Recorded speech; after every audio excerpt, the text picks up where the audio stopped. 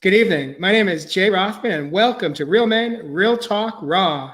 It is a Friday night edition, and I am excited to have Dr. Stephen Ezra West in the studio.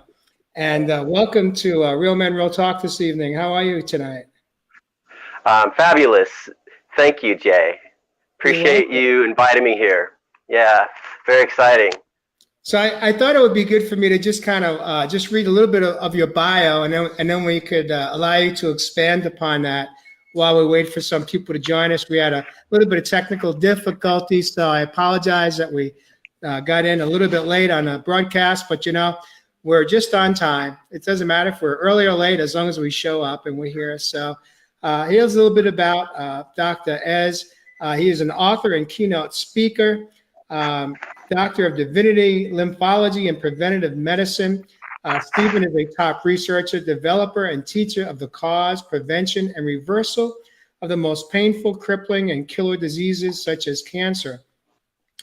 Stephen is one of the most knowledgeable, inspirational, life-changing health and empowerment experts with over 25 years of experience focused primarily on applied physiology of mental, emotional, physical, and spiritual healing and empowerment. He has empowered countless people while speaking throughout the world and consistently generates legendary successes and empowerment of audiences as he performs many live demos of more than a dozen new techniques, including his exclusive instant mass healing. He's been featured on Discovery Channel, CBS, Fox News, and ABC, author, speaker, and developer of the laws of empowerment. How's that for accuracy? Perfect. Did it sound familiar? Does that sound like? Yeah. That's great. Right off the bio. So, welcome to the show, and good to see you this evening. Are you coming in from? Are you based in? Are you in Palm Springs, or where's home for you these days? Well, I've been based out of Anaheim area for the past 6 years, but I travel a lot. And I was born in Arizona. My parents moved to Utah without my permission in 1979. I've lived in South Africa for a couple years. I've traveled to a lot of different countries to see the beautiful people, all kinds of goodness coming from lineages everywhere I've been. So I see all, it's basically, I'm here to help unify people based on the goodness that they have. That's a big part of my message. So, what caught my eye was when I think Debbie G from Spirituality Gone Wild interviewed you a couple of months ago or less, in the last couple of months. And what really hit me was when you started talking, as I read even now, about the healing, focusing on the emotional, the mental, the physical, and the spiritual. And that's the journey that I have invested in for myself over about 39 months now, when I had hit my rock bottom in October of 2015. And what I learned for myself was that for me to really heal all of the damage that I had, I'd say it impacted throughout my mind, body, and soul, I had to be willing to focus on what I call all four pillars: the emotional, the mental, the physical, and spiritual. And so when I heard that spoken from you, I was like, oh my, like we are connected just in that alone. But the show is really, I really wanted to have you on to share your backstory and some of your lineage, and share a little bit about your dad and your upbringing, and then talk about the work that you're doing today and helping other people. And that's where I'm really interested to hear. Excited to have you here. Yeah, I've been in a mastermind the past couple of days, and one of the topics today was what is truth? And for me, it's the principles, the actual laws of nature, some of which supersede others, and depending on what conditions and what's happening within nature, the multiverse, There are multiversal laws. Some people call them universal laws, right? Well, we've got multiversal laws even.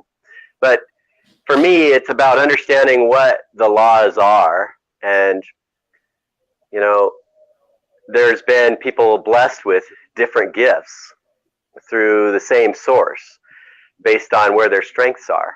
And the truth has been that it's not just within one family throughout history. You know, it's actually existed throughout all families and basically the whole human family. But I don't know. What was your question? I'm just here. Well, it wasn't a fun question as much as I just was sharing just my background and what caught my attention about you and the work you're doing. But I'd like if you could start really just maybe share some backstory about you know, your upbringing. You mentioned you grew up, and I believe you came out of Mesa, Arizona, which is Yes. not that far from where I'm living these days, up in North Scottsdale. But interested if you could share a little bit about your backstory, how you got into this business that you're in, and where, you know, and share a little bit about your dad and about the work you're doing today. Speaking of Mesa, Arizona, my father was an internationally famous natural doctor.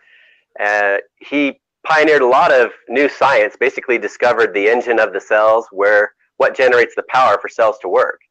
He's the one who named it the sodium-potassium pump and called it the electric generator of the cells. Generates the power for all the cells to produce, you know, the energy they need for the eyes to see, the heart to beat. In fact, if it's a muscle fiber, depending on what position that sodium-potassium pump is in, that muscle fiber will contract or relax.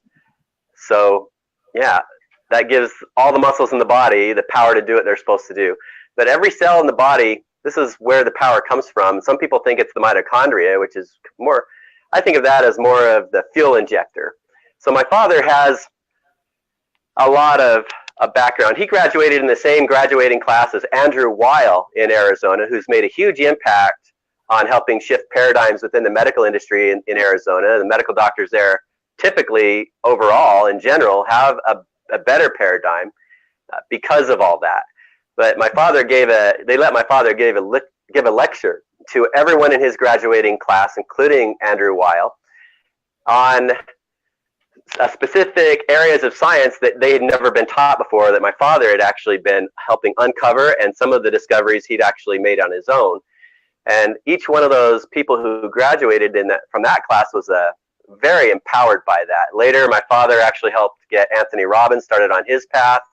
Wayne Dyer started on his path, and many others. In fact, he was in Wayne's living room about 36 or 37 years ago, teaching him all about the power of intention. And then Wayne ended up writing the book called The Power of Intention. So I have a background of having someone who is a great mentor. I was born on Father's Day, and I don't think that was by accident. But I was really the one who was my father's top student in basically mastering everything he had to teach me, and as well as also learning from the same source he got it from, and the same source he always gave credit to getting it from. You know, basically getting it from the supreme intelligence in the universe. Even some of the greatest scientists, like Einstein, there's a quote from him. He said, "The intuitive mind is a sacred gift. The rational mind, a faithful servant." And we've created a society that honors the servant and has forgotten the gift, because it's been known for many, many, many years, basically throughout all time. It's been recognized by the wisest, most intelligent people that have ever lived. Things are discovered usually intuitively, spiritually, for example, way before they're actually proven scientifically with a rational mind. So I've had some discoveries that I've made, a process that enables people to produce and transport adult stem cells using all of the ways that we can do it by ourselves without any of the needles, without any products, just by knowing how our mind and body, how we work spiritually, how all that works. And it's a real holistic, integrated approach of using all the laws the right way, where we get the very best results, because everything's working together. One law doesn't replace another. One principle doesn't replace another. They line up perfectly when we're in alignment with them. They all help each other and empower each other. So that's how our gifts work, when we work with each other the right way. This is your show. You've done all the work to help generate an audience, and all of a sudden you're bringing me on. We're blessing each other's lives. I'm here helping share new content. So yeah, I'm able to help duplicate a lot of, my goal has been to duplicate my father's gifts so that anyone can do them, and everything that I've learned how to do, to duplicate it so you can do it just as fast and easy as we can. And I developed a system enabling people to do that basically in a weekend. The next one is scheduled for LA starting the 26th of February in West LA by Santa Monica. And very excited about doing events all over wherever you're listening. These are things that we can organize and that we can do right in your hometown. If you have a group, that's the first thing I look for, is pre-existing groups that are already existing to just plug me in. It makes it very easy, and we don't have to worry about reinventing the wheel. But some of my background is, I cheered and danced through college because it was giving me the scholarship money that I needed to get the education that I have. That also helped me to, not just because I had a focus in science, but I was very balanced with the arts because of what it was actually paying for. It was my talents. So like dance, I consider that part of my religion, and if I can get the right kind of dance partner, lift her up in the air, that helps maintain my upper body strength, and doesn't hurt the testosterone level having a beautiful girl to lift up in the air, trust me. So when I kind of made a shift away from football and other things that were, well, more, what I consider to be a less of a beautiful opportunity, and went and developed more of what I'd consider to be more of a beautiful art. But I've what else can I say about myself? I like to sing. I don't know if I could give you a little bit of a sample of that. Maybe sometime later. We're kind of short on time. We invite song in this show. I actually. Oh, you do? Oh yeah, we've had a couple of guests that just impromptu. Donald Scher, who's on with us right now, he's done some singing. I actually sang with Debs yesterday. We did a show with Daphne out of Canada, who's a healer. She was DOA in the ambulance on the way to the hospital when she was 15, and we did some singing yesterday with her. She was on life support, and they were about to harvest her organs, and the dad said, "No, don't. We're not harvesting. Put her on life support."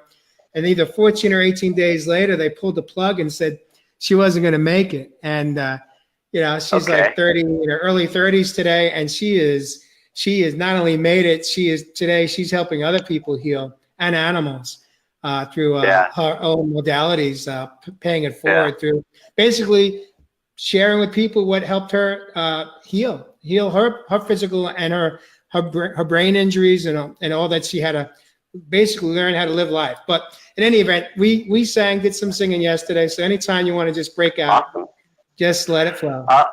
Let's see what I can do here. The last song I learned how to sing was the prayer. I was shown spiritually that was the next one that I was supposed to do, and it's not the easiest one to learn. There's a lot of Latin. So I didn't know the first time I'd be singing it was as a duet with my sister Debbie, who's a beautiful sister, a beautiful singer. Wow. But the first time singing it would be immediately before the dedicatory prayer of my mom's burial that happened about 2.5 years ago. So that actually happened just like that. And this is, to just come up with something without any background music. There's a little a cappella piece that I can do that you may like.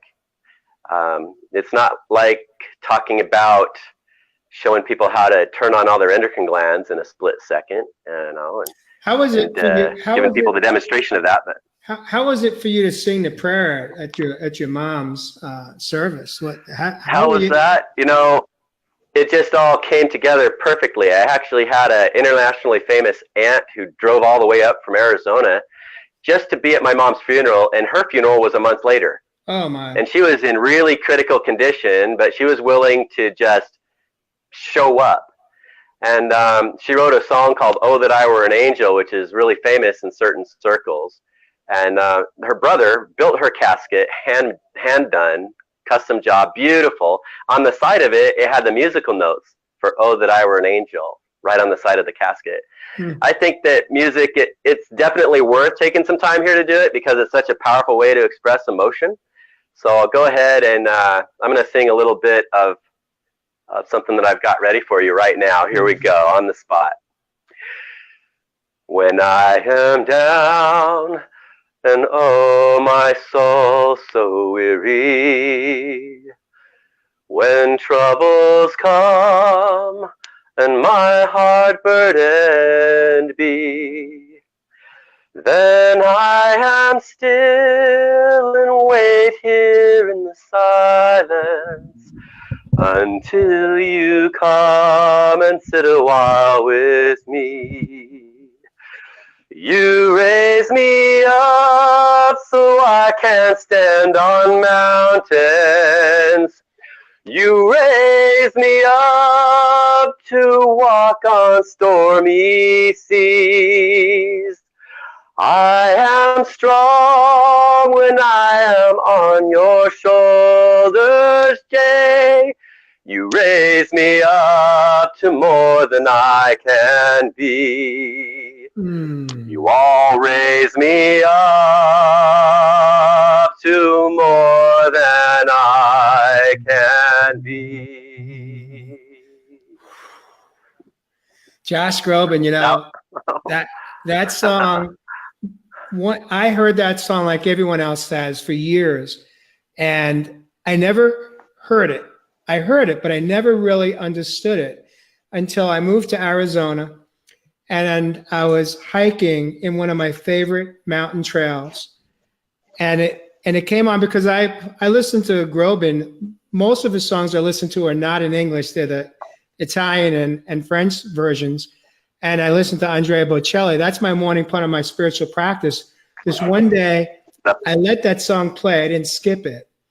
And I heard the words as I was at the top of this peak. And it just hit me. I was in the moment and I was levitating. I was spiritually there. And I couldn't believe what I heard because I missed it. All these years that I've listened to the words, I'd never heard it before. And it had such a different impact in that moment. And I'm shocked. I just can't believe that you just sang that song. I really thought you were going to sing the prayer. I've only sung it so far. It's more difficult because of foreign language. I wouldn't want to, I'd at least want to look at the lyrics before I'd attempt it here on your show. But I've sung it as a duet too, which is, so to do it just by myself, solo, I know that's been done before, but I'd want to practice it before I did that here. Yeah, that was beautiful.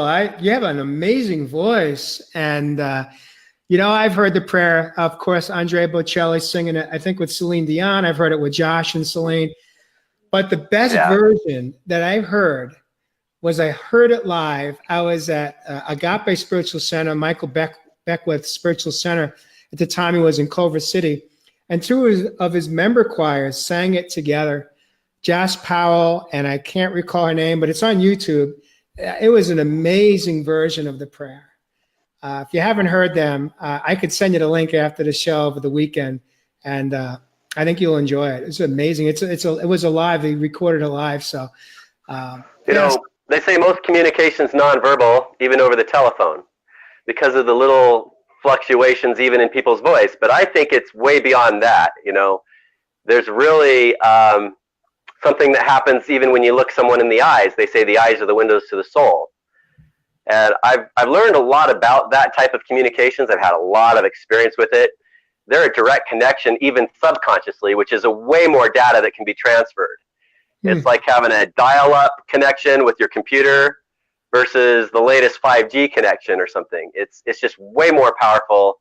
So, that's not something that the conscious mind's able to be completely aware of what all is being transferred, because the conscious mind doesn't work that fast. It's more of the dial-up speed. But what I like to share with people is when you have somebody that you've had a strong relationship with,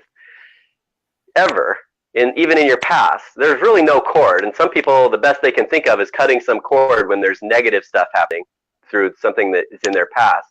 I say if that's the best you can think of, pretend like you can attach the pure love of God onto the end of that cord with the intention of helping them be the most happy, healthy, whole person possible, and send that back to them and keep doing that every time they come up, especially if there's anything negative coming up emotionally or psychologically, whatever.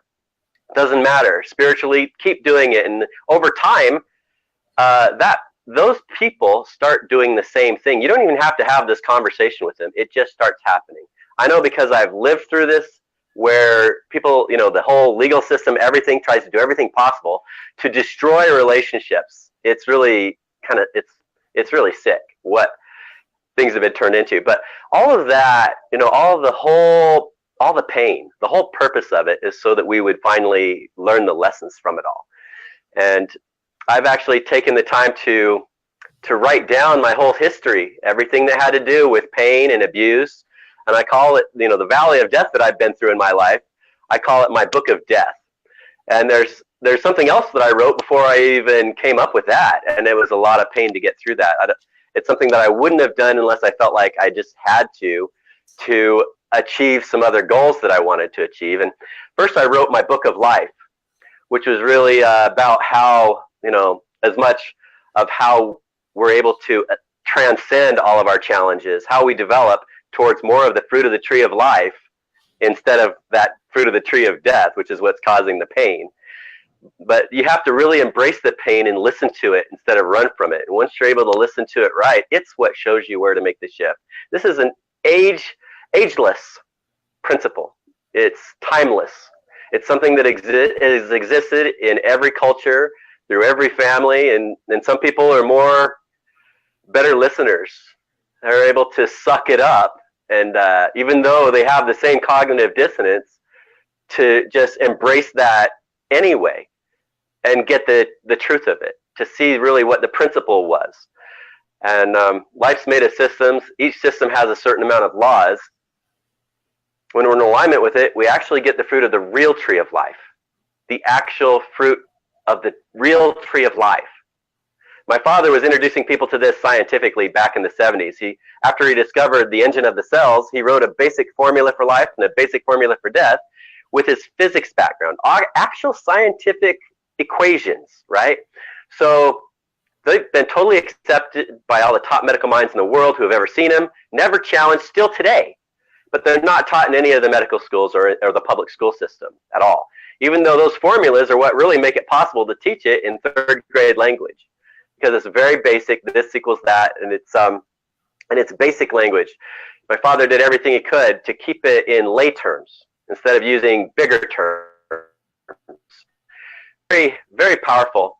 That's the cause of all the problems. Secrets to all the solutions is understanding, once you know where the power comes from, what shuts it on again. It's the cause of all the problems. Secrets to all the solutions. It really gets into, he was connecting people to our lifestyle with the 4 pillars, everything mentally, emotionally, nutritionally, physically, spiritually. I kind of pair mental, emotional together, like I think you do too, because you can't have the head and the heart. You can't separate them. The head can't live without the heart, and vice versa. There's another fact about that. Every word in every language, if it's got the same energy, if it's got the same definitions, it has the same energy signatures. The actual same exact energy signature. Now, not all languages and words have the same definitions, but those who do also have the same energy signatures. These are created on a spiritual and energy level before they're manifested physically. Also, that's like quantum physics. That's beautiful. So really, the head can't. This is clarity and charity right here. Have you ever heard with love and light, or knowledge and power? Yeah. Intelligence and energy, clarity and charity. I started signing all my emails with love and light, knowledge and power, intelligence and energy, clarity and charity, because it's really different words for the same exact thing, right? And that's how the different languages, there's different words for the same principles, mostly. And the different cultures, one thing that the Dalai Lama says is, we can focus on our differences and see where that continues to get us, like the definition of insanity. Keep doing the same thing you've done, expecting different results, right? Or we can actually start focusing on what we have in common and see what we can build based on that. It's amazing what you do with the synchronicity, the syncretism, the integration that starts happening. When you plug cognitive dissonance into the basic personal development models, you start getting a grand integration start happening right away. And in doing that, for me personally, it's what I call the Laws of Empowerment program. That's my book of life. That's my personal constitution. And in showing people how it works from A to Z or 0 to Z, it actually shows everyone how to actually develop their own personal constitution. You can write your own personal constitution. It may take 500 pages for you to finally do that. But I guarantee if you follow someone who's actually taken a whole lifetime and in not only developing theirs, but also showing somebody else how to do it, it gets faster and easier by learning through somebody else's pain. You don't have to suffer so much. I guarantee you. What do you mean by constitution? Can you clarify that for the audience tonight? Yeah, it's actually your, we all have laws of peace, right? And most people's laws of peace have been broken. Most empowerment leaders don't dare talk about the areas of people's life that they're being abused the most financially, the most with their family relationships, the most within the legal system or whatever. And I end up talking about all of it. And I take a lot of time to get into the history of a lot of things. Some of it people have heard, but not quite the way that they're going to be shown if they go through the Laws of Empowerment program. I guarantee you, it's a bit different formula. What we have, it's how something's done that really makes it what it is. And I think the more love and understanding we can pour into it to make it the best we can make it, that's what I've done. I've just given it my best. I dedicated the last 3+ years of my life to that program. And it's just been a big labor of love. So I don't turn anybody away. It's really super, super affordable. But if any of you have a hard time, even at the super, it's like basically a love offering process. If you need me to, I'll send you the access to get into the membership area for free. So basically, it's not about the money. If people aren't having access to the information, and the internet today is loaded with information, it's hard to discern sometimes where to go to get to really good information, because most of it's just recycled information. I can guarantee you the programs that my father and I have put together are not recycled information. There really is a lot of original, there's a lot of new things that have been revealed for us here today. There were some things that were meant to be revealed for the masses right here in this time that people need to hear right now for what we're all going through right now. And, this is just one of those things. A lot of us have been given gifts that people need to hear. A lot of us have a message that the whole world needs to hear. One of the things that I did my best to build into this system is to give people a better foundation to say whatever else it is that they have to say. And it's designed for people to be able to take it, and yet we can all work together as a team in a much more high performance way. We have the more reciprocation, the more win-win we keep it in helping each other, the faster and easier this can get out to the masses. It's something really ready to happen now. How many great documentaries have we had? But what that really ties all those documentaries together? That's, I think, that's one of the goals of the program. It's like the gathering. Lawofempowerment.com, if I'm correct, right? The laws, plural, the laws of empowerment.com. Yeah. The laws of empowerment. So when Christ taught the laws of empowerment, it's what they call the Sermon on the Mount, which also includes the Beatitudes. It's his most famous sermon that he ever gave. All these different laws, right? And he gets to verse 39 and he says, if any man, doesn't live even the least of these laws, and basically tells others and persuades other men that it's okay not to live by even the least of these laws, he shall be named the least in the kingdom of heaven. That just blows all kinds of people's theories and whatever theologies right out of the water. It really shows that the Bible was never meant to be harnessed by any one dominant religion if you really know what the Bible is actually saying. And there are certain verses like that the laws of empowerment, the way that it's all laid out from start to finish, having a lot, it's a lot of material. I'm sure if it is also said by some of the apostles, if the books that could be written on everything that Christ taught, if we could actually have it all in writing, there's one particular scripture that is actually quoted in the Laws of Empowerment, because it basically suggests that there was a lot more versus what was actually there, even written. But even this whole saying, everything good cometh of God, that's actually in the Bible itself, it didn't say, unless it's over there in the Buddhist faith. It didn't say anything like that. It didn't point fingers anywhere and say, unless it's from them.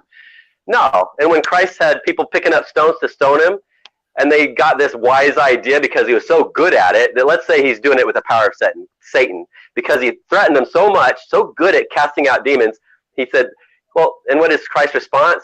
How can Satan cast out Satan? A house divided against itself cannot stand. And again, he didn't say, unless it's the Taoists, who are the best spiritual kung fu masters on the planet, which is, they're actually quite good, by the way. He didn't point fingers at them or anybody else. It was very simple. A very simple principle that was universal, meaning it didn't matter what race or religion. So all the things that I've learned are very universal. When people put laws in action, they get the results. And in some of the earliest writings, we're told, put the laws in action and get the fruit.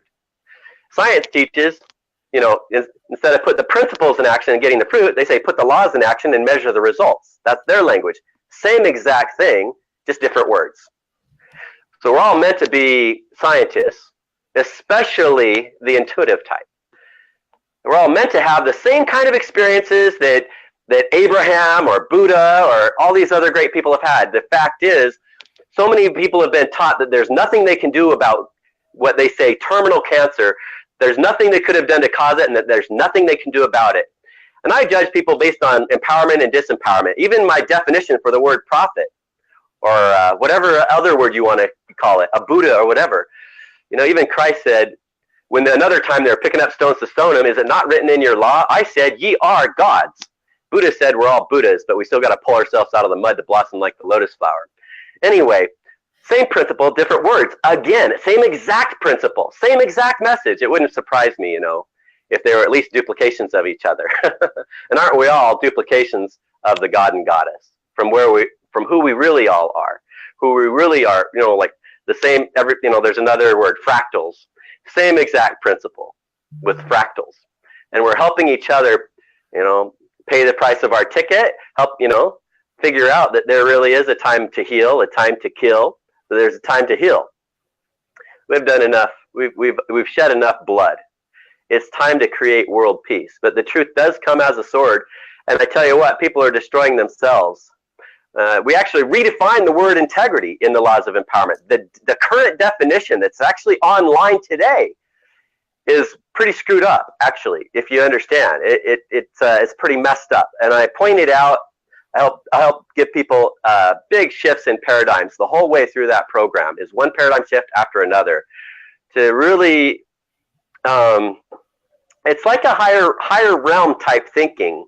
I believe we're in the cusp between realms right now. That the earth is going through a shift, and we finally are moving up. Every lineage throughout history, every lineage throughout history knew when their world would end. From the Golden Age, Silver Age, Bronze Age, this is the fourth time it's happening. And this time we get to move up. And we are, I believe that there's some very special things a lot of different people have, and it's time to formulate those things. So I designed this new program with the intention to help make that as fast and easy as anybody else who wants to participate. And it's not about me. I know where to give the credit to for whatever I've got that has come through. My father always knew where to give credit to. If he learned it from any particular person, he would bring up their name. He mentioned doctors' names like Dr. H.S. Merson, who was publishing many articles in medical journals. He was on my father's advisory board until the day he died, but he published an article in the American Heart Association journal proving how we don't even have a positive pressure in our bloodstream without the sub-pressure lymphatic vessels. We got more of those than blood vessels, more lymph than blood, and it's the clear fluid. And Christ talked about living waters flowing out of the bellies of them that believe before he was pierced with the spear of destiny on the cross, and out came the blood and lymph. The water is lymph. Anyway, I can go on and on and on about what all this has to do with everything. We know quite a bit about the lymph vessels, the lymph fluid, and the whole flow. most of it was really buried by the medical profession. The biggest motive we could find is drug companies didn't want people to know about it, since the main blood protein in both the blood and lymph is the albumin. Especially the lymph fluid is mainly albumin and water. It's the same fluid around a single egg. You know, if you look inside, it's a single stem cell surrounded by albumin and water is the clear fluid in the egg. And if you take a hard-boiled egg, that's the disease environment. I like to use it as a disease environment because it's like rigor mortis. A dog can turn rigor mortis within 3 to 4 hours if your dog dies. That's how fast it goes into a hard-boiled egg situation. Those blood proteins lock when the energy comes out. It's not actually cooked, but it's the same thing. When the blood proteins lock, it feels like it's cooked. Mm-hmm. Same thing that makes a cancer tumor hard. The word tumor means to swell. Every itis is inflammation. You bring the energy back in and they unlock. That's the key, is energy. And that's just one law, right? But that was discovery 6 and 7 of the 7 golden discoveries that my father taught for many, many years, never turning people away. But that's just how many healing arts have to do with energy. And what is love? But how much of the love principle is energy, like intelligence and energy, right? And it's inseparably, the love is inseparable with the pure intelligence. The pure love of God is inseparable with the pure intelligence of God. Everything is really so interconnected. We have a symbiotic relationship with each other and every single other thing in the universe. We need to do this together. We can't do this alone. We don't have to help each other. We don't have to do anything. We get to help each other. We get to do it all. And back to the people in the white lab coats, when they're saying there's nothing you could have done to cause this and there's nothing that you can do about it, that just spells disempowerment to me like crazy. It's been going on for years, and I'm surprised that people have let them get away with it for so long. Isn't the logical thing, if they don't have proof, if all they have is proof of a negative, which means they just know nothing, isn't this the most intelligent thing for them to say is, well, we don't have the answers, but it doesn't mean the answers aren't out there somewhere. The fact that we don't know just probably should tell you that you really need to look somewhere else to find those answers, because we don't know.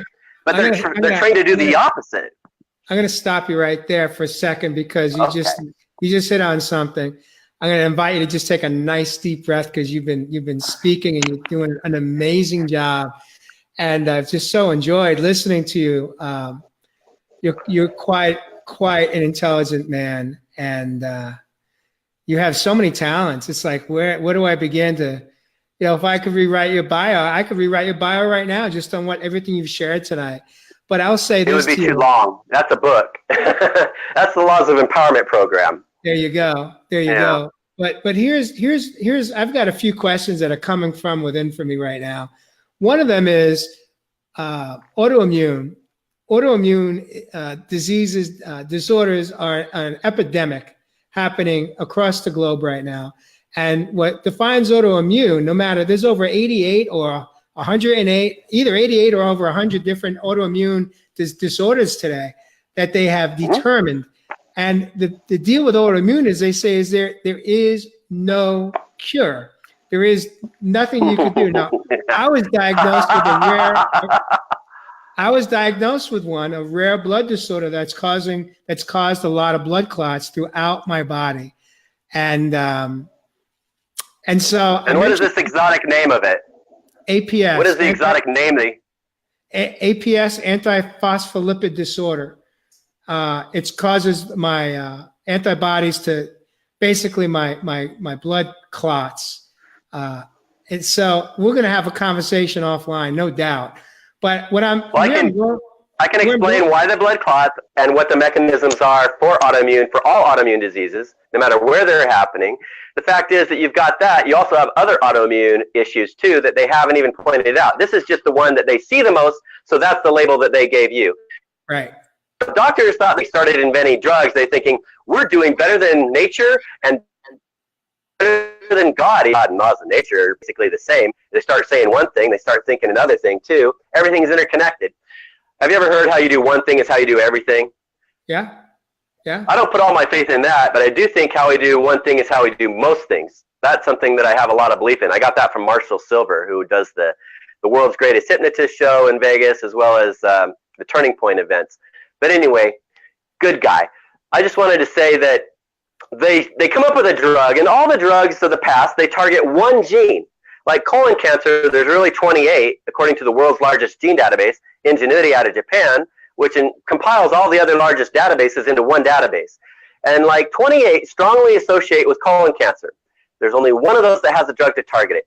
How many of the drug companies want you to know that that's how all the drugs of the past have worked? Basically, they're targeting one out of really, if you look at all the disease mechanism genes, there's 3,000 to 5,000 of them. And what we learned about 8 years ago is there's really one master protein that we're born producing that regulates all 3,000 to 5,000 disease mechanism genes. So much for thinking you did better than nature, you ignorant scientists, ignorant medical doctors who thought that you were better than God. So much for that. Now, they didn't all think that they were better than nature, all think that they were better than God, but the ones who did, okay, it's basically gives us a reason to say, and when they say you still can't be sure, when we come to it with information like this, well, I guess I can be 3,000 to 5,000 times more sure by activating that master protein than I can with any drug you have to offer that's just targeting one out of 3,000 to 5,000 genes. We can be 3,000 to 5,000 times more efficient than any of the drugs of the past. This is very powerful. Now, the problem is that protein starts shutting off more and more after the age of 20 until we die.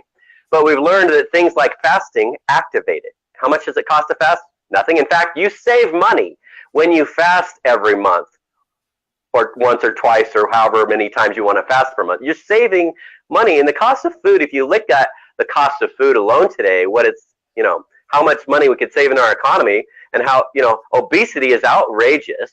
In the first stages, we start killing off, we start burning the fat. Other stages, we start actually killing off the weak tissue and the cancer in our body. And even then, the amino acids are not destroyed.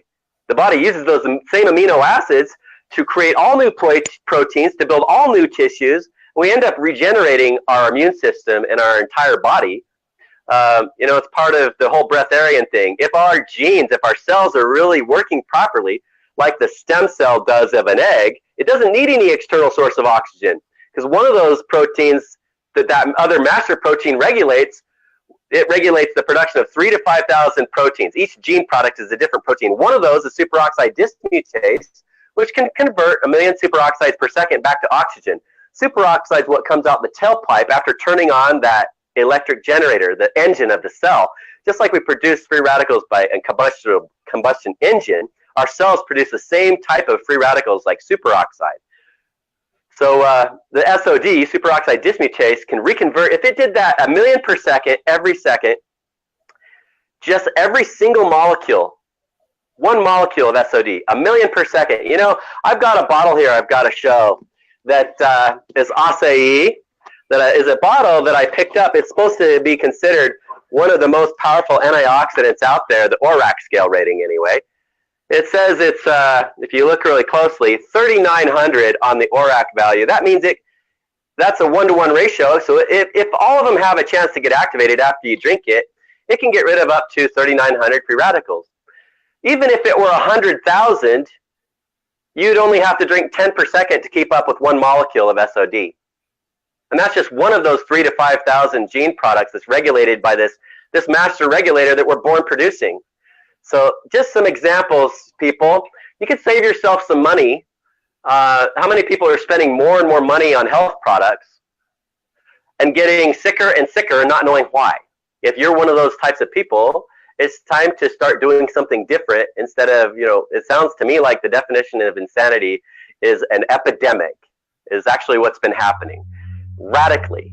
It's been actually what's the biggest factor in our health is our healthcare costs, is the biggest factor in our economy. When Obama, the first day as president, in his inauguration speech, the first thing he said is to solve the problem with the economical crisis, first we have to solve the rise in healthcare costs. They ended up following his advisor's advice, saying, well, let's just let the government pay for it, as if it were a money issue to begin with. We actually, in order to solve the problem, have to finally get people to realize it's not just one thing, it's everything. And we don't have to do it. We get to do it all right. We get to be in alignment with it all. It's just a matter of having the right information that's all duplicatable. Everything that's ever been done and anybody's ever done is completely duplicatable. It's just if you can understand the process, then you can perform the miracle. And sometimes, what is the suffering for? To finally show us, to finally care enough to listen to it and to see the process. Yeah. Stephen, we have about 10 minutes left. If it's okay with you, we got a late start. If we could go a little bit over the hour, I'd love that. After you got an extra few. One of the thoughts that come to my mind is for those that are watching us, and we've had a lot of comments, a lot of people that are watching. Probably a number of them are from your community, as well as from the community that follows me and Spirituality Gone Wild. And I want to just acknowledge and thank all of you that are here live. There's been some amazing comments shared. And after the show, the next 24 hours or less, if you could go in and maybe just kind of comment through Facebook on some of these, that would be beautiful. But what I want to ask you is, could you give me like the shorthand version of if someone was to come to you and say, look, I've been diagnosed with cancer and here's my prognosis, or I've got this rare autoimmune disorder that is a blood disorder like I have, and I could be taken out at any given moment. With the laws of empowerment and your studies and your understanding of the work you do, what would be the roadmap for them to heal their medical diagnosis? Everything. Some people jump up and down about one thing. I'd like to show you how to do it as much as everything as possible. And some marketers have a hard time figuring out how to try to market that. They want you to specialize in this and that, and it's all disintegrated. I'm telling you, that whole system is absolutely flawed. It's teaching people the wrong way. Now, since you mentioned cancer and autoimmune, I want to do you and your listeners a favor. I want to focus in on that. Let's zoom in on cancer. The white blood cells and lymphocytes, which are made up of white blood cells. I'm a lymphologist, right? So that's a system that they buried. They didn't want anybody to know that deep breathing and bouncing while you pray, like the Aborigines have always done in every part of the world, actually activates lymphatics and magnifies thought wave. When Tony Robbins learned about that, he still today doesn't get up on stage till after getting on a mini trampoline to get focused. When Yogi Bhajan learned about that, he started doing all his meditation on a mini trampoline because of how powerful it was to magnify thought wave. My father is the one who really deserves credit for making the discovery. We've done a lot with it. How fun is it? How hard is it to be sad when you're on a mini trampoline? And another thing that Dr. Perlmutter says, world-renowned neurologist, the Perlmutter Institute, which is really more about Parkinson's, that he's also now become more of an expert because he's started to study the actual cell environment, the inflammation versus no inflammation. It actually causes the cells to be close or further apart. There's the inflammation, there's no inflammation. And that's the most simplified version of my father's chart for health and disease. Same thing happens. This is where the egg turns into a hard-boiled egg. The blood protein's locked because of the inflammation. The energy comes out. You got to have oxygen to turn on that generator. And let's zoom in on cancer. With the oxygen, the white blood cells and lymphocytes, they actually, when they find cancer, they accelerate that life process. It takes glucose and oxygen to make ATP in the mitochondria. Some people think that's the powerhouse because that's where they make the ATP. It's really the fuel injector. The ATP turns on the sodium potassium pump, and out the tailpipe, they shoot out the superoxide from oxygen like a laser gun to kill the cancer. Boom, boom, boom. And it's just, at many times per second, just rips the cancer to pieces. If you see it under a microscope, it looks like they just, within seconds, you can't even see anything. Pieces so small, you can't even see it anymore. Now, the problem is their other laser gun is supposed to shoot out the SOD. And more after the age of 20, that doesn't happen. And as that doesn't happen, you create an environment where you're damaging all the healthy tissue in the surrounding areas because they're doing their best to kill the bad guys. That gun's working great, shooting out the superoxide, byproduct that's coming out their tailpipe, right, from their engines of their cell. Their other gun is broken. Well, that's the cause of all the autoimmune diseases in every part of the body. So the solution is in the cause. This solution is actually in the right questions. Each question has its answers. It's just a matter of taking the time to raise the level of intelligence enough, think hard enough about it to solve the problem. It's like Robert Kiyosaki, the whole I can't. It's like the medical doctor saying there's nothing you could have done to cause it. There's nothing you can do about it. They program people to say, I can't. What he did is he refused. Like my father taught me, I think it's possible. And how can I? So it's always, that was like the need, if that was the knee-jerk reaction, it was like opening ourselves up to listen and get the answer. And we've been doing a lot of listening. This is you know, a sort of a more feminine principle, the listening, because it's the receiving. Sometimes we just need to stop and listen. I was in a massive accident in a wave runner out on a lake. Both wave runners were totaled with my knee in between them because I was T-boned, and they were split up from end to end. The one I was sitting on was not completely off its chassis. It ripped my PCL right out of the top insertion. It inserts in the bottom of the femur, pulled a piece of bone out with it. That's one of the 3 main ligaments in the body, completely severed. Doctor said it would be impossible to reattach it without surgery. I didn't believe that I can't. I believe with God anything is possible. So I did the things that I needed to prevent the swelling and pull out any swelling that I couldn't prevent. The doctors looked at it first. They said, how did you do that? With the damage, it should be twice the size and black and blue. And I controlled all the swelling before I even went in for the scan. I went to work for 3 hours straight. I had a few of my closest people go to work taking turns, tag teaming for those 3 hours too to help me. And anyway, I wanted to say that I was shown when I was told that, I prayed. I just went straight to source, and I was like, how can I? And I had enough background by asking questions about how this and that worked. Really, I've also been a developer of new physiology and new science myself, because I was shown how to produce and transport adult stem cells, not just with fasting, but using a special prayer, special words that activate certain processes to produce them in the bone marrow and send them to whatever part of the body, every part of the body, but also be able to target my knee or any part of the body that I needed to. I used the same technology with Steve Jennings, who they took off life support. They didn't think he'd be able to breathe on his own because the right and left hemisphere, after getting hit by a car, the neurons that connect the right and left hemisphere of the brain were severed. They thought it would be impossible. They told everybody it's going to be impossible for him to ever even breathe on his own. They unplugged him 24 hours later, and he was breathing on his own. Okay, so it is possible. There is a way. They still kept upping the dose of morphine until they killed him in 48 hours after they unplugged him without doing any other testing, because they make a fortune on doing heart transplants at Cedars-Sinai. It's an insurance-run hospital. In all insurance-run hospitals, they have certain protocols doctors have to follow. If they try doing anything that's out of protocol, they get their insurance pulled out from underneath them, leaving them hanging for a lawsuit.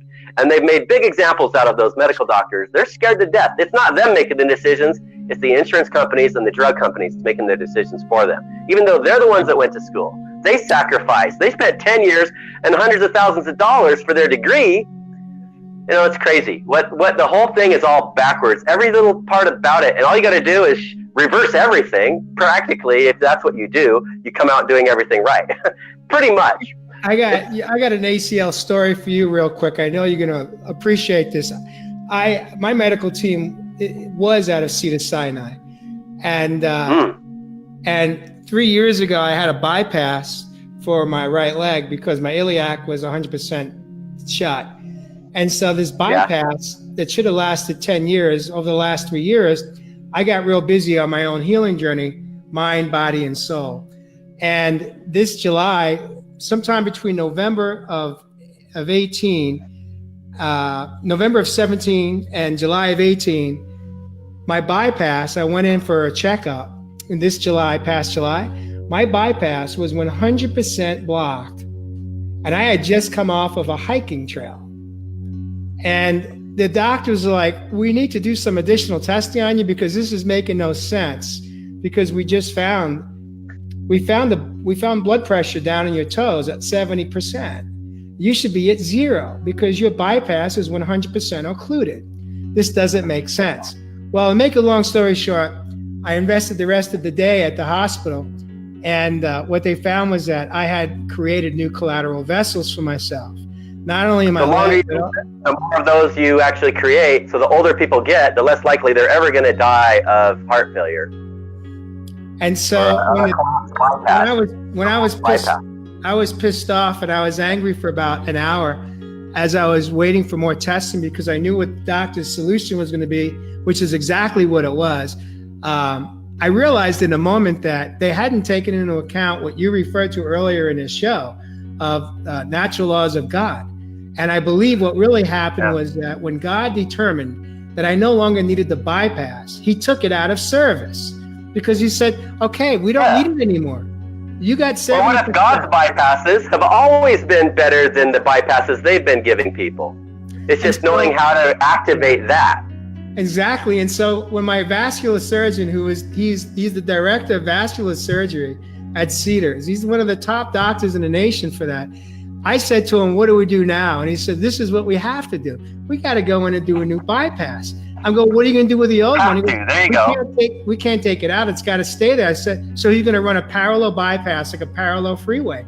And he goes, yeah. And I said, well, what's changed in it? Anything from the material or from the procedure? And he says, everything's the same. I said, so you're basically telling me the definition of insanity, as you just shared many times in the show. You want to put the same exact bypass in that failed the first time in 2 years when I did everything possible for it to make it to 10. And you're going to expect different results. And he said, yeah, that's the best. That's all we have. And I said, well, there's something that you haven't considered. And that's the Did you also know, did they tell you when they gave you the bypass that they typically fail between 10 months and 10 years? That they plan on actually redoing it over again and over again and over again, like the definition of insanity, between 10 months to 10 years with everybody that they do it with, if they're lucky enough to get them before they die. Because they're ticking time bomb, basically. Yeah, they didn't disclose that. They said it could happen, but if I stayed on top of it and I exercised daily and I did all the things that I was committed to in my own written constitution, as you described it, then I should make it to 10. And I didn't even make it to 3. And I was a 7-day-a-week bicycle walker. That's why I got to Arizona, because that day, when they said your bypass is 100% occluded, and I realized that I bypassed the bypass, I knew that I did all that with just riding my beach cruiser in Huntington Beach, California for 3 years, 7 days a week. 7 days a week. I was like, okay, so if I could do that, I want to get it to 100%. I got to move to North Scottsdale and hike 7 days a week and do the extreme hike so I could get my new vessels going up to 100%. And that's why. To be honest with you, what's that? I got to share something with you. You really ought to learn more about NRF2 activation. Now, NRF2 is the master regulator genetically. If you could take your aging process back to that of a child within 30 days or less, is that something you'd be interested in? Because the same aging process is the same thing that's responsible for the autoimmune mechanism. It's the same mechanism. It's just whether the white blood cells and lymphocytes are doing it or all of our cells are doing it. They're all doing it. What I'm here to tell you is if you were to look at gene expression of those 3,000 to 5,000 genes, and it's already been shown, I can share a special presentation with you later for anybody who wants it. It's already been proven the more we live after the age of 20, the more that master regulator isn't being active. It typically, sometimes it happens earlier. Cancer's the #1 killer for children. But for most people, even the healthy people, after the age of 20, more and more their master regulator starts shutting off, which is, the abbreviation is NRF2. So it regulates all 3,000 to 5,000, but if it's shutting off more and more after the age of 20 till we die, then we're doing things like we're being physically active. But also, the more we stimulate those cells, even the muscle fiber, the more our metabolism's working, the more we're not producing the superoxide dismutase to take care of what's coming out the tailpipe from those engines that we're turning on as we're hitting the accelerator, which is a good thing. All kinds of health benefits, hormones and things, your whole circulation, oxygenating the cells, turning the life processes on. The very life processes, they're producing more and more free radicals unless we're also producing that other gun, producing the SOD for all the cells in the body. When we take care of all of it, it also covers the white blood cells and lymphocytes, which covers the autoimmune factor. It knocks it completely out, okay? And I'm not guaranteeing how to do it. I haven't even mentioned the name of products. There's lots of different options for this nowadays. I didn't mention fasting as a NRF2 activator. I don't necessarily think it's the best one. And I did mention that I don't just do one thing, I do everything. Exactly. So all that I know, all the best things I know how to do. So what I'd like to share with you, though, is when they're looking at what we found out is all those labels, like whatever they tried to give you as a label for one of the names that they come up with, they're breaking things down into who discovered it, how it affected that part of the body. what the most important thing to understand is what are the mechanisms involved that are shutting off, and what regulates those mechanisms. Who cares who discovered it? They just want credit, so they slap their name on it as part of naming diseases. We also figured out that each disease category is all regulated by the same master protein anyway, yet they've said they don't all have the same cause. When you ask them why they say that, they say, well, or why can't we say that, if they're all regulated by the same thing genetically, then don't they have the same cause genetically? Is it when that protein shuts off, that's what regulates it genetically? Yes, that does cover the genetic side of it, it seems to me. What we're showing is that they're all just different drug markets. All the drug companies have to spend a lot of money to prove what their drug does for that particular category, right? They're just been targeting 1 out of 3,000 to 5,000 genes anyway. So it made sense to them. Let's just help protect our patents on our products, make companies spend a fortune. They want to play in our little playing field that we created, the way they built all the laws up to protect themselves too. And I get into the history of that too. Exposes everything. We can uncreate everything we've been part of co-creating. We can recreate it all. Destroy anything that's been abusive. It's all going to be, all the abuse is going to be shaken out of every area of our life pretty soon. What I'm getting to is, yes, they're all drug markets. All the names of every disease you've ever heard of, really, it's just a different drug market. It was invented to protect the drug companies that have developed drugs for that market. More than anything, it really shows the fact that we have one master protein that regulates all 3,000 to 5,000, that being 3,000 to 5,000 times more efficient than any of the drugs of the past. It really shows that, yes, they're all the same. And when someone has something like cancer or an autoimmune disease, what it shows is, yes, they actually have it all. When you look at the gene expression, it shows they do. One of those is TGF-B1, is an abbreviation for TGF-beta. It overexpresses, like, we produce 3 to 4 times the amount of this protein of what we're supposed to when it's not regulated. Then more and more after 20, it's not regulated. It starts going through the roof. It's like taking the accelerator down on an engine, forcing the engine to produce, and we're also producing free radicals from that too, to produce a protein that will cause problems. This particular protein causes collagen deposition, which can create the failure of any organ that happens in as well. That's just one of those mechanisms that we're talking about. We've got every gene associated with, fibrosis is a category. It's scar tissue, to put it in more lay terms.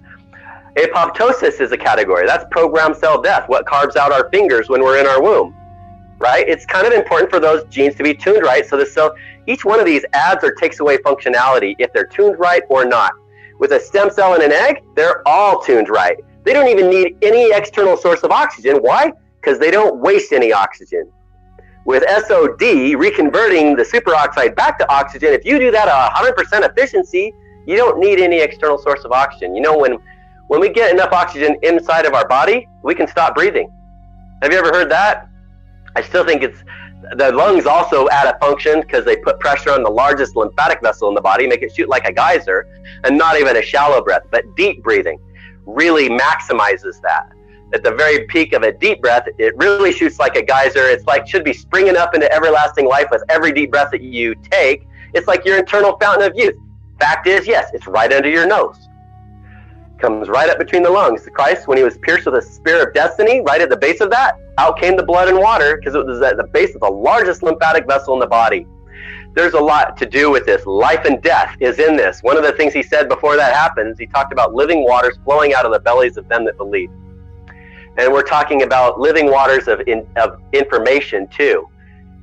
Hidden treasures of knowledge, of the keys, the secrets behind it all, understanding how it works. Native Americans called the lymphatic system the Great White Bloodstream. It took years later for them to develop microscopes where scientists could actually see what they were talking about. Because the vessels are so small and they're full of clear fluid, they're transparent. They're like naked to the human eye. So they started, and they're very fragile too. They try to probe them to examine them in any way, and they just pop. They're gone. They've had to have very sophisticated procedures to figure out how to study them. And it's even harder to figure it out what's been going on in the skull. We've been always saying that it's impossible to think that they don't exist in the brain all along. A couple years ago or so, they finally published studies in medical journals proving that we have lymphatic vessels in the brain.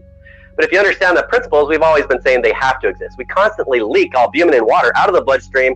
We lose the whole content every 24 hours.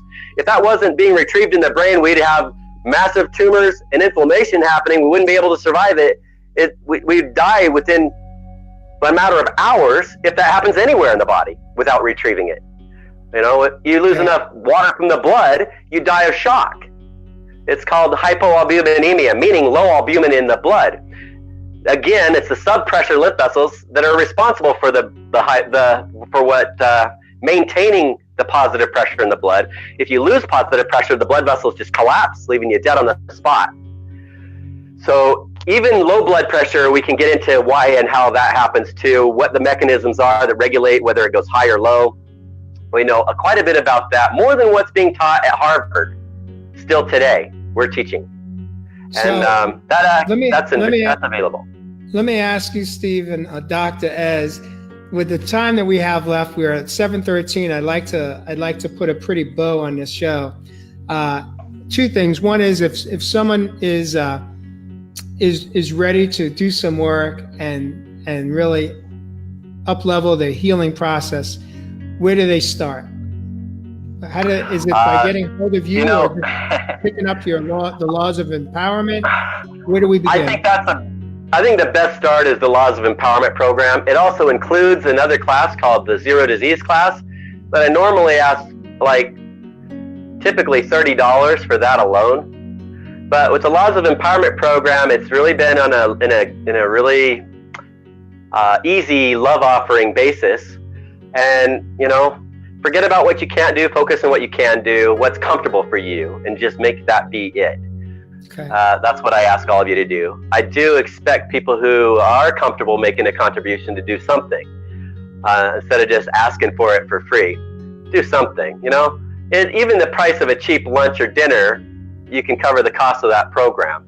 And I guarantee what you're going to be learning, first of all, that you're learning the truth in the Zero Disease class alone will teach you things about the cause and prevention of disease that you won't be able to learn anywhere else in the world. Okay? So they're just not taught anywhere else in the world. So go get it. Go get the information. And I'd like to ask if you could just maybe share some closing thoughts to put a wrap on this show. Oh, closing thoughts. What does it all mean?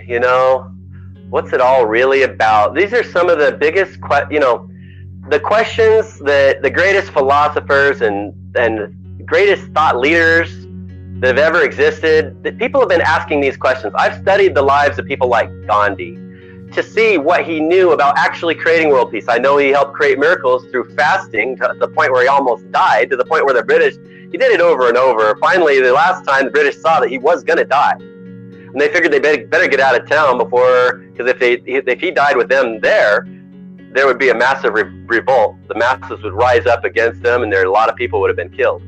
But 80%, there's a lot of different elements of this. Let's just say I was really shocked to find out how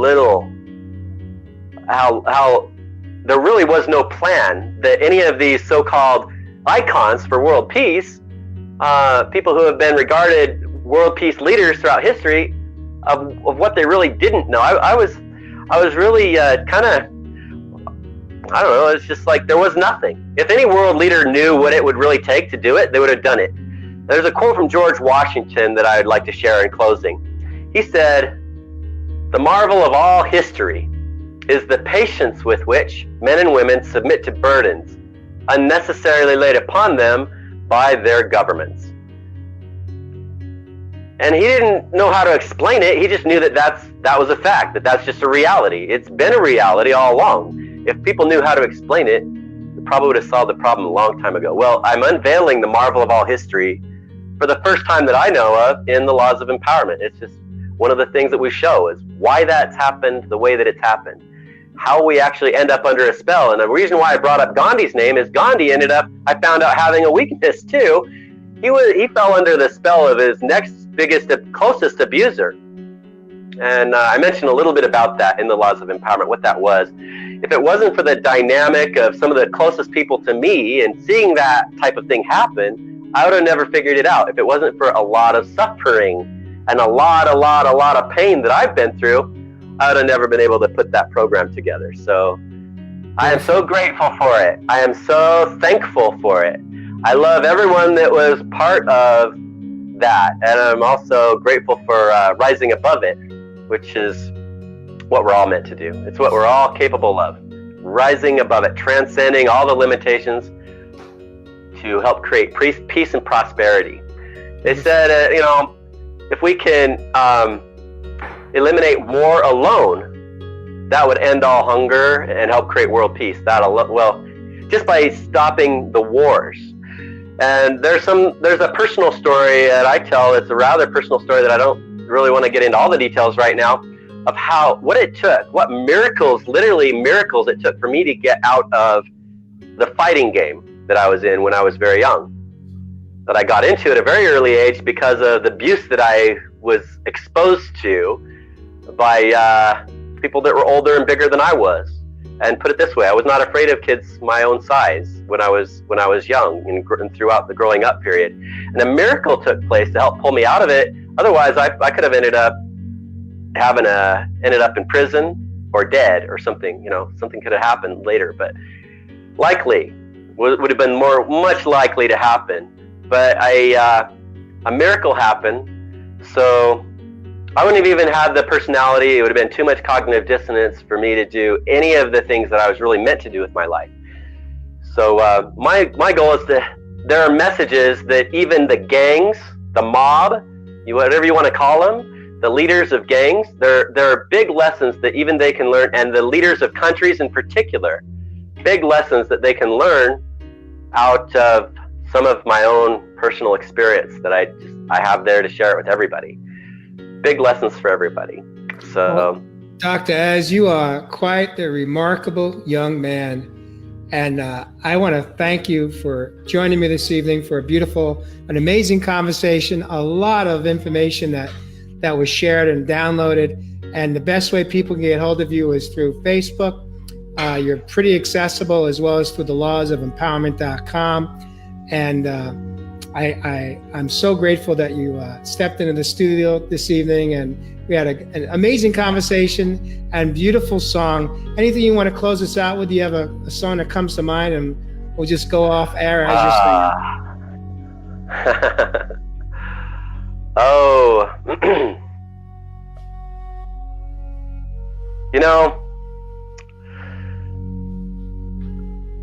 how about something from my childhood? Because it's not just what I say, when Christ put mud on eyes, that's what was written because that's what people could see. But most of what he was doing, most likely, was stuff that they couldn't see. The most powerful stuff is the most subtle things. So like even what we got here and here in our head and our heart. So with that theme, something from my childhood that sort of is in alignment with that.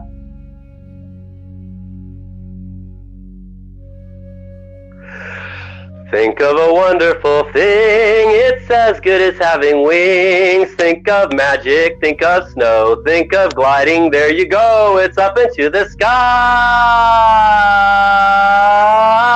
You can fly, you can fly, you can fly, you can fly. It's just, that's Thank you. on one breath. That's amazing. Thank you so much, and have a great weekend. If you could stay in the studio just for a couple of seconds so we could just do a quick download.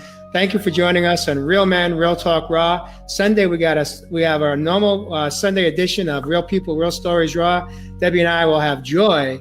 We will have Joy in the studio, who at a very young age, I think age 8 or 6, she was involved in an explosion in a log cabin. She had 45% of her body was burned, and she's going to come into the studio and share her story of recovering and healing and how she's paying it back to society today. And that's Sunday morning. I'll have the time. Sunday morning, I'll share it over the weekend. Thanks again for joining us. We'll see you next time on Real Men, Real Talk Raw. Thank you. Thank